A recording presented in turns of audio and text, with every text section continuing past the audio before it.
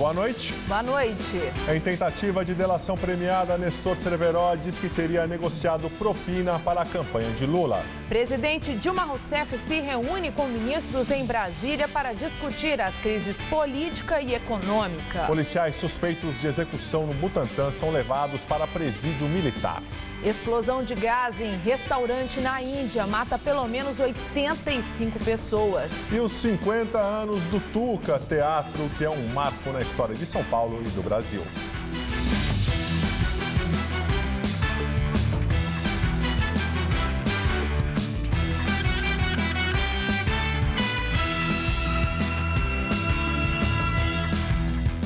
Os 5 policiais militares que foram presos por suspeita de participação na execução de 2 homens na segunda-feira foram transferidos hoje para o presídio militar Romão Gomes, na zona norte de São Paulo. No Butantã, bairro onde aconteceram os crimes, o clima ainda é de medo. Em 43 anos morando aqui na região do Butantã, na zona oeste de São Paulo, a Andréia nunca tinha visto um caso de duplo homicídio tão perto da casa dela. Escutei um barulho de tiro, né? Eu estava no quarto, ainda falei pro meu filho, falei assim, nossa, é tiro, né? Falaram, estava fugindo da polícia, de usada Raposo, e trocaram o tiro. Agora ninguém sabe. Foi na rua de trás que aconteceu o crime registrado nessas imagens. Eram 2 da tarde do feriado de 7 de setembro. Paulo Henrique Porto de Oliveira, suspeito de pouco antes ter roubado uma moto, aparece se rendendo. Ele até levanta a camiseta para mostrar que não estava armado. É algemado, mas logo em seguida, um policial tira as algemas e leva Paulo Henrique para a esquina da rua. Lá, o suspeito é baleado 2 vezes no abdômen e se contorce no chão. Enquanto isso, um dos PMs busca um objeto no carro. Segundo o Ministério Público, era uma arma que foi colocada na mão do suspeito. Foi com base nessas imagens que a Justiça decretou a prisão temporária de 5 PMs do 23º Batalhão. A versão deles, registrada no boletim de ocorrência, é de que nesta rua teria ocorrido troca de tiros com Paulo Henrique e com outro suspeito de ter roubado a moto, Fernando Henrique da Silva.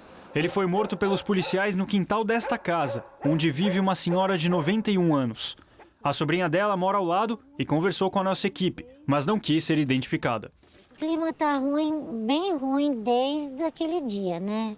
Essa semana se sente que as pessoas estão bastante inseguras, não é? Com bastante medo. Amanhã, a chacina de Osasco e Barueri, outro episódio em que policiais militares são investigados por crimes, completa 1 mês.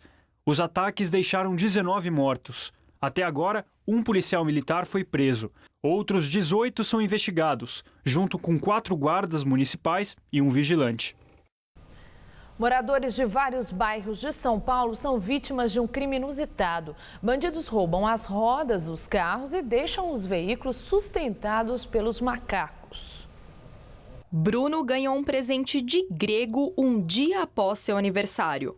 Depois de um jantar de comemoração com a família, ele foi até o apartamento de sua mãe e deixou o carro estacionado nesta esquina, na Vila Califórnia, Zona Leste. Quando voltou, as rodas dianteira e traseira não estavam mais lá. A hora que eu saí, eu olhei, eu fiquei até chocado, né? Porque é uma cena que você nunca está esperando. A pouco mais de 2 quilômetros dali, na Vila Zilda, uma estudante também teve as rodas do carro roubadas. A Alina passou por essa situação 2 vezes. Na segunda, ela tinha estacionado o carro por aqui, bem próximo de sua casa. E bastou um pouco mais de 1 hora para que as 2 rodas do lado do motorista fossem levadas. Quando eu vi, realmente, meu carro estava com um pedaço de tijolo apoiado e sem as 2 rodas do lado do motorista, pela segunda vez. Nos 2 casos, o prejuízo foi grande. Nesta loja, o preço de uma roda com pneu varia de R$800 a R$2.000, dependendo do modelo do carro. Geralmente são veículos mais luxuosos, né? Que possuem um jogo de rodas mais caros, né? E geralmente são pneus grandes, pneus e rodas grandes. Para evitar que as rodas sejam levadas novamente, a Lina colocou parafusos antifurto no carro. Bruno fez o mesmo e redobrou os cuidados ao escolher um local para estacionar o veículo. Estou tentando deixar o máximo possível na frente de uma portaria, bem na frente mesmo, tentando deixar em um lugar onde eu tenha visão do que está acontecendo. Qualquer lugar agora para mim pode ser suspeito, né? Acidente na Marginal Tietê mata 3 pessoas. Um carro bateu contra um poste na pista local no sentido da rodovia Castelo Branco, no trecho entre as pontes Aricanduva e Tatuapé. O acidente aconteceu por volta de 4 da manhã e há a suspeita de que o veículo estivesse em alta velocidade. 3 pessoas morreram no local. 6 feridos foram encaminhados para hospitais da Zona Leste e da região central. Por causa do acidente, uma faixa da pista local chegou a ser bloqueada. O fim de semana começou gelado para os paulistas. Em Campos do Jordão, a mínima à tarde foi de apenas 9 graus. E com o tempo fechado, faz bastante frio também aqui em São Paulo. Neste momento, os termômetros marcam apenas 13 graus. E será que o frio e a garoa vão continuar neste domingo? Mariana Armentano tem os detalhes da previsão.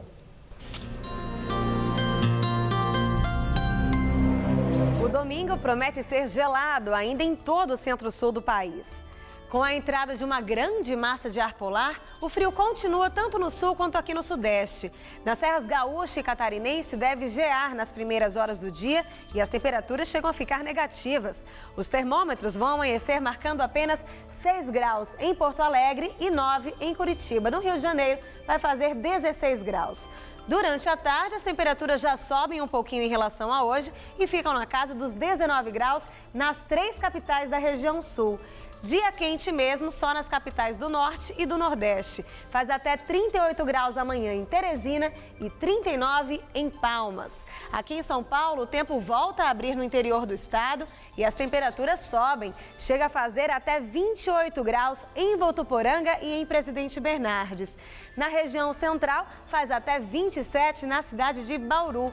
Mas aqui na faixa leste, o dia ainda terá muita nebulosidade, mas pouca chuva e apenas em pontos isolados. As temperaturas continuam baixas. Em São José dos Campos, mínima de 13 e máxima só de 19 graus. Para os paulistanos, o domingo também será de frio. Nessa madrugada, mínima de 12 e máxima tarde só de 18 graus. E a semana começa com algumas aberturas de sol e mais pancadas de chuva. As temperaturas ficam entre 13 e 23 graus na segunda-feira e entre 17 e 27 graus na terça.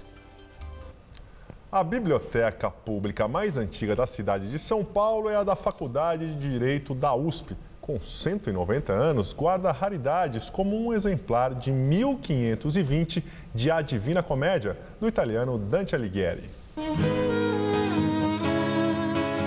Quase 500 mil volumes, a Biblioteca Jurídica da USP é considerada uma das mais completas da América Latina. Maíra conhece como poucos os 4 mezaninos com o acervo, corredores que tantas vezes percorreu ao longo de 3 décadas de trabalho.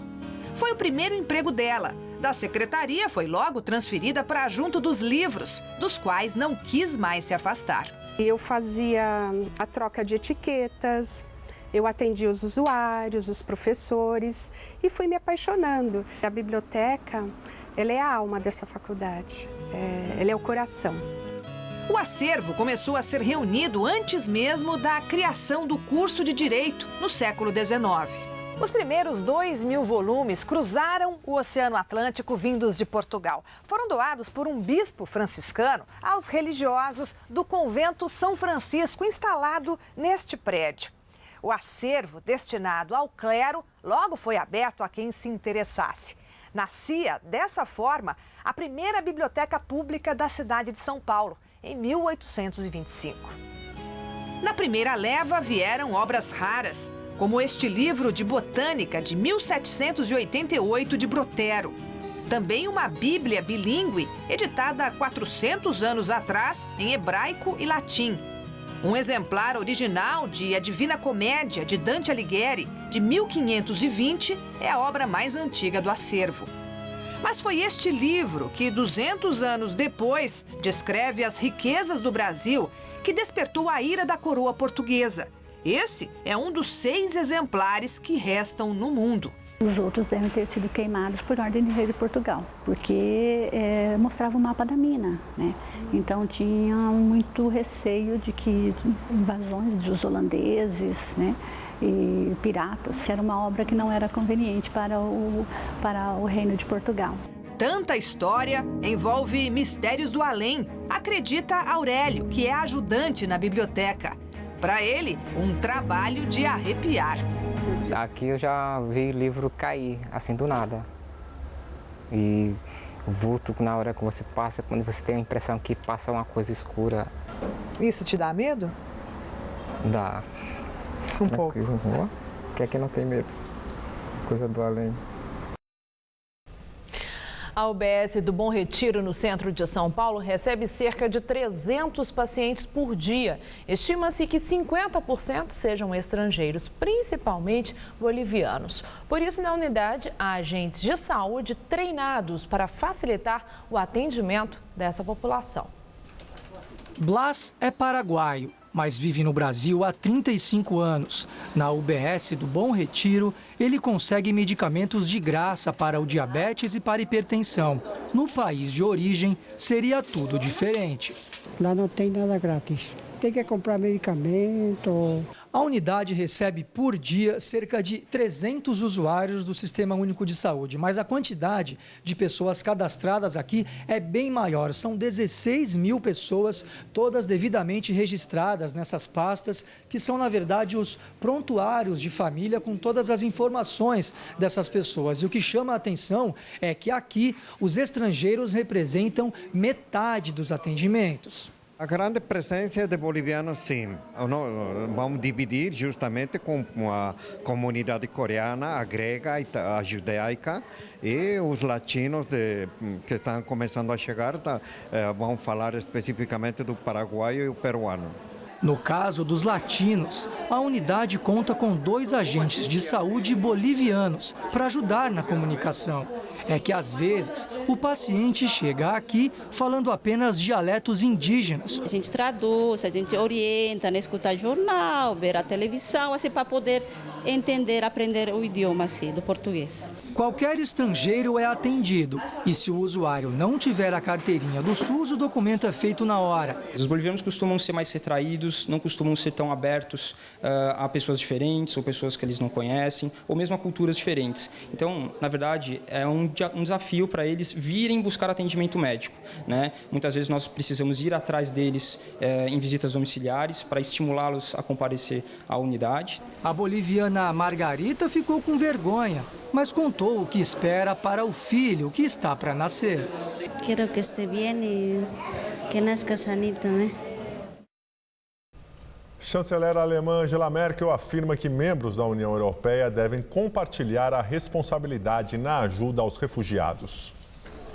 Durante um evento na Alemanha, Merkel disse estar satisfeita com o trabalho que o país tem feito para ajudar os refugiados, mas lembrou que essa não deve ser uma responsabilidade apenas da Alemanha, e sim de todos os membros da União Europeia. A chanceler alemã voltou a defender o estabelecimento de cotas para recebimento dessas pessoas. Em Berlim, um campo de refugiados localizado em um acampamento militar se tornou o maior da Europa, podendo abrigar até 2.000 pessoas. Em Londres, milhares de pessoas foram às ruas pedir o fim da guerra na Síria e também maior ajuda do país aos refugiados. Mas a crise parece longe do fim.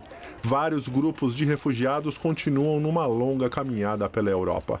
Os imigrantes continuam atravessando a fronteira entre a Hungria e a Áustria. De ônibus, muitos tentam deixar a Hungria, onde vêm sendo hostilizados.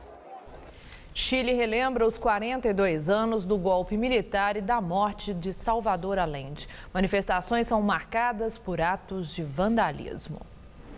Grupos de manifestantes fizeram barricadas e colocaram fogo em pneus e objetos. Houve confronto com a polícia.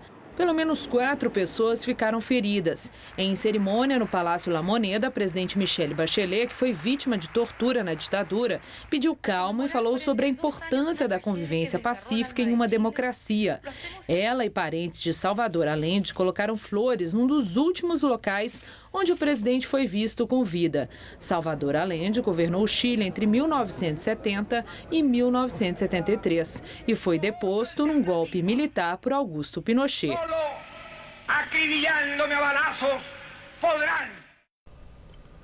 Avião da equipe de produção do filme Mena, estrelado por Tom Cruise, cai na Colômbia. 2 pessoas morreram. O bimotor caiu nas montanhas de São Pedro de los Milagros, na província de Antioquia, noroeste do país. O acidente aconteceu por volta de 5h30 da tarde de ontem, horário local. Morreram na queda o piloto americano Alan David Purring e o colombiano Carlos Baer. Um terceiro passageiro, Jimmy Lee Garland, ficou ferido e foi levado para um hospital de Medellín. Tom Cruise não estava a bordo. Explosão em restaurante mata pelo menos 85 pessoas na Índia. A explosão aconteceu por volta das 8h30 da manhã, horário local, em uma cidade do distrito de Jabua. De acordo com a polícia, o número de mortos ainda pode aumentar, pois muitas pessoas foram levadas ao hospital em estado grave. De acordo com as agências de notícias, o acidente aconteceu após a explosão em um depósito de gás do restaurante. Jornalistas indianos afirmam ainda que pode ter havido uma segunda explosão em um prédio vizinho que guardava fogos de artifício. Autoridades estão investigando o acidente.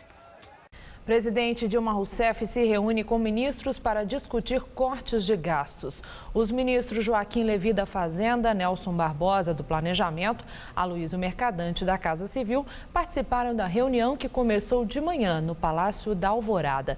Por volta das 4 da tarde, Levy e Barbosa deixaram a residência oficial sem falar com a imprensa. O ministro da Justiça, José Eduardo Cardoso, também foi ao Palácio e disse que tratou apenas de despachos de rotina.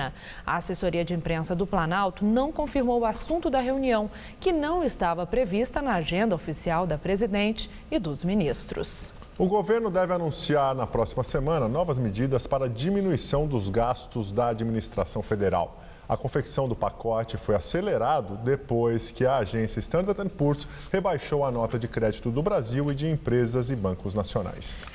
Veja agora as manchetes de amanhã dos dois principais jornais de São Paulo. O estado de São Paulo, movimentos sociais ameaçam deixar Dilma em meio à crise política. Segundo o jornal, grupos que foram às ruas defender o governo da presidente prometem partir para ofensiva contra ajuste e corte em projetos sociais. Folha de São Paulo, indústria prevê queda preocupante em 2015. De acordo com a publicação, manufatura deve fechar o ano representando só 9% do PIB. Reportagem da revista Época afirma que o ex-diretor da Petrobras, Nestor Cerveró, teria negociado propina para a campanha do ex-presidente Lula. Segundo a reportagem, Cerveró, que está preso e tenta um acordo de delação premiada, teria entregue ao Ministério Público um relato de como negociou o recebimento de 4 milhões de reais da construtora Odebrecht para a campanha de Lula em 2006. De acordo com o texto, em um almoço que reuniu 3 diretores da Petrobras, Nestor Cerveró, Paulo Roberto Costa e Renato Duque, e 2 executivos da Odebrecht, Márcio Faria e Rogério Araújo, foi acertado que a construtora ganharia um contrato de 4 bilhões de reais para modernizar a refinaria de Pasadena, no Texas, Estados Unidos. Em troca, os executivos se comprometiam a pagar a propina adiantada de 4 milhões de reais à campanha à reeleição de Lula. Nestor Cerveró já foi condenado a 17 anos de prisão pelos crimes de corrupção passiva e lavagem de dinheiro. Em nota, a Odebrecht diz que foi consultada sobre a possibilidade de formar um consórcio com outras construtoras brasileiras para disputar um contrato para eventual modernização da refinaria de Pasadena. A companhia diz também que tais obras, porém, nunca foram realizadas. Procurado pela revista Época, o ex-presidente Lula não respondeu. As outras revistas semanais de informação abordam a crise política e o rebaixamento da nota de crédito do Brasil pela agência de classificação Standard & Poor's. Com a chamada implosão da esperança, a Veja fala sobre a perda da reputação do Brasil no cenário internacional e afirma que o aprofundamento da crise já ameaça o mandato da presidente Dilma. Isto é, também aborda o rebaixamento da nota do Brasil com a chamada As mentiras de Dilma e o reino do pichuleco arrasam o país. Carta Capital questiona quem paga a conta. Revista mostra que o rombo no orçamento do governo federal pode ser pago por ricos com aumento de impostos e também pelos mais pobres, que terão cortes nos programas sociais. Com a maternidade surgem inúmeras dúvidas, como amamentar, trocar fraldas, qual o motivo do choro do bebê, entre outras questões. Pois é, diante desse mundo novo, mães começaram a usar o YouTube para gravar vídeos e compartilhar as experiências.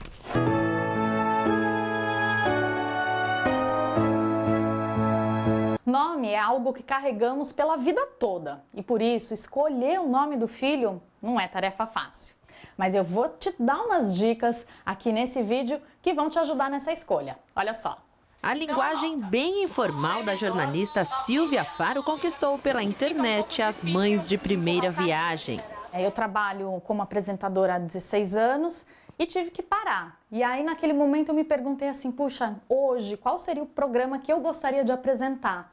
E assim surgiu Mãe de Primeira Viagem. Será que um bebê realmente precisa de tudo isso? Esse é o assunto do Mãe de Primeira Viagem de hoje. Essa pequena arteira é a Liz, hoje com 5 anos, e desde bebezinha já estrelava os vídeos da mãe. Gravações feitas até nas férias da família. Eu escrevi o roteiro baseado na minha experiência, lógico, no meu conhecimento, mas sempre, principalmente quando tem algum cunho médico, eu vou atrás de um profissional para ler aquilo, fazer a supervisão de roteiro, para aí sim poder gravar. O YouTube ele deixou de ser um simples depositório de vídeo para ser um destino de entretenimento, né? E essas novas estrelas da plataforma estão surgindo e mostrando a vida como ela é. E essa onda de acompanhar as dicas sobre maternidade pela internet está tão em alta que este evento aqui no centro de São Paulo trouxe até uma celebridade direto dos Estados Unidos. A recepção é mesmo típica de grandes artistas.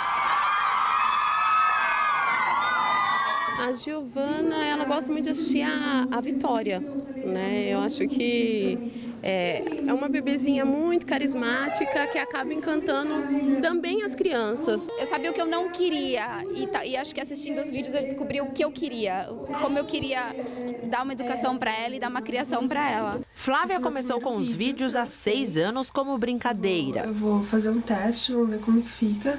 Se ficar legal, a gente faz mais. Falava sobre maquiagem, mas logo mudou o foco. Hoje, a própria filha Vitória, com menos de 2 anos, já é bem famosa.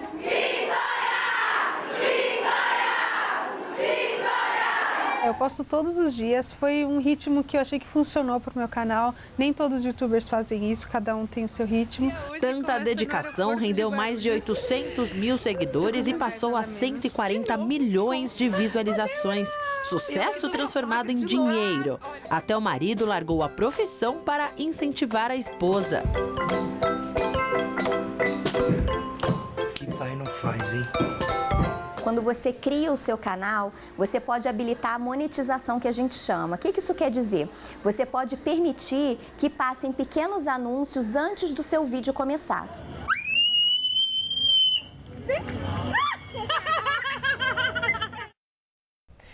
O Teatro da Universidade Católica, o Tuca, completa 50 anos este mês. Sua inauguração foi marcada pela encenação da peça Morte e Vida Severina, uma adaptação do poema de João Cabral de Melo Neto. Mas quem só conhece o Tuca dos tempos atuais e até muitos alunos da própria PUC não imaginam a história que o teatro carrega e sua importância para a democracia no Brasil. No livro, o registro da montagem premiada na França há 50 anos. Henrique Suster era o produtor da peça que inaugurou o Tuca em 1965. Em cena estavam jovens atores, estudantes movidos pelo inconformismo. A liderança da PUC era uma liderança que sentiu um baque muito grande quando a ditadura fechou todos os órgãos de representação estudantil. Nós resolvemos continuar fazendo política através de um espetáculo teatral. No palco, A Miséria Nordestina, adaptação do poema de João Cabral de Melo Neto, Morte e Vida Severina, com música de Chico Buarque, que fazia parte do grupo. É a parte que te cabe deste latifúndio. Na noite de estreia do espetáculo, Jorge estava na plateia. Eu cheguei a ver gente sair chorando da plateia, entende? Aquele papel do retirante, aquele sacrifício, de suas origens, retratado ali no espetáculo, ele tocou muita gente. Ele trabalhava no Tuca, era uma espécie de zelador do teatro. Conta que os ensaios, muitas vezes, eram acompanhados por censores do regime, que se instalara um ano antes com o golpe militar. E a mensagem em cena incomodava. Era comum a gente receber telefonemas anônimos dizendo que o Tuca ia peluzar, ia explodir. Isso em dia de espetáculo? Em dia de espetáculo, de casa cheia. Não era simplesmente uma casa de espetáculos, e sim um lugar de resistência à ditadura militar. O teatro acolhia atos políticos, reuniões proibidas pelo regime. Em 1977, durante uma assembleia da UNE, na época na clandestinidade, a polícia chegou a invadir o Tuca e o campus da universidade. Houve confrontos e feridos. Mais de 700 estudantes foram presos. Em 1984, o Tuca pegou fogo. A suspeita é de que foi um ato criminoso, mas a perícia nunca chegou a uma conclusão sobre a causa do incêndio que destruiu quase todo o teatro. Hoje, as partes em preto na parede formam o reboco que sobrou do fogo. Durante a reforma, foi preservado para lembrar a tragédia. O Tuca é tão importante para a nossa sociedade que poucas pessoas sabem. Em setembro de 1998, ele foi tombado pelo Patrimônio Histórico do Estado de São Paulo. E pela importância dele, né, pelo conteúdo que ele apresenta.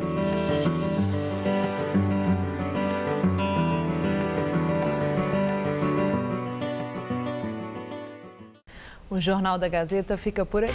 A edição de hoje pode ser vista no site do Jornal da Gazeta. Um ótimo domingo para você. Nós voltaremos na segunda-feira, às 19 horas. Uma excelente noite para você. Até lá.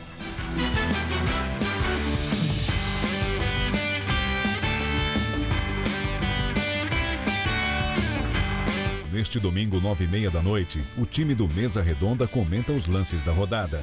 Assista agora, Gazeta Imóveis.